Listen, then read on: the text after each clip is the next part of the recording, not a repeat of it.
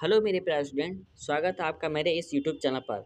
आज हम कक्षा 10 के साइंस के बुक से एक क्वेश्चन करने वाले हैं। यह क्वेश्चन अक्सर अति लघुत्तरी में पूछा जाने वाला क्वेश्चन है, जिसे हम लोग पढ़ेंगे आज प्रकाश का परावर्तन।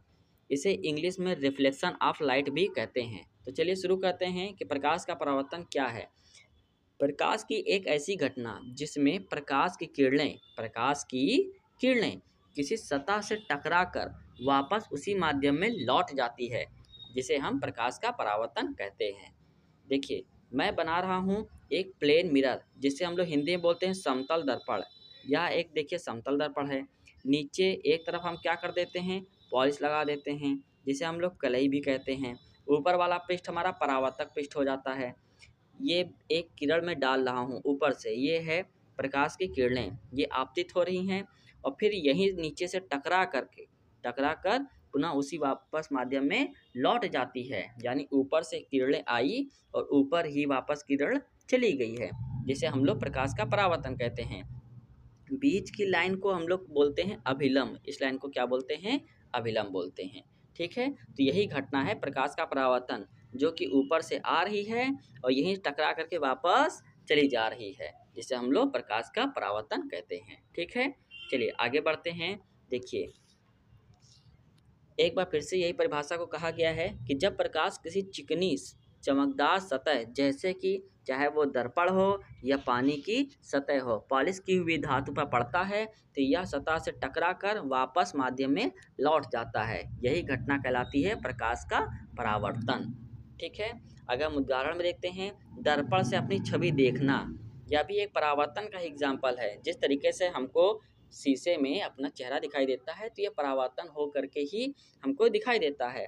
दूसरा एग्जाम्पल है पानी की सतह पर किसी वस्तु का प्रतिबिंब बनना।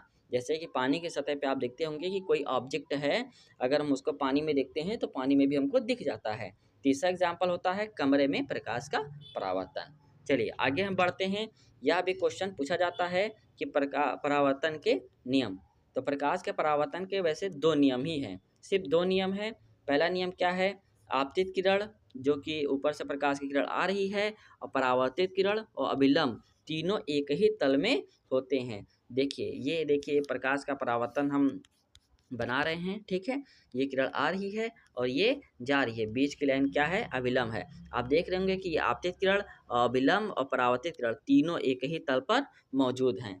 और दूसरा है परावर्तन कोण हमेशा आपतन कोण के बराबर होता है। परावर्तन कोण क्या है, एक कोण ये है जिसको हम लोग एंगल आई से डिनोट करते हैं, और एक कोण ये है जिसे हम लोग एंगल आर से डिनोट करते हैं। ठीक है, तो ये कोण और ये वाला कोण, ये दोनों कैसे होते हैं, सदैव बराबर होते हैं, जिसको हम लोग बोलते हैं एंगल आई बराबर एंगल आर। ठीक है, आई होप आपको समझ में आया होगा।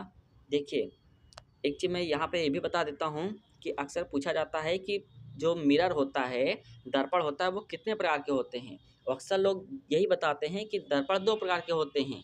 ठीक है, जिसमें से लोग बताएंगे कि उत्तल दर्पण और अवतल दर्पण। यह पूरी तरीके से देखिए गलत है।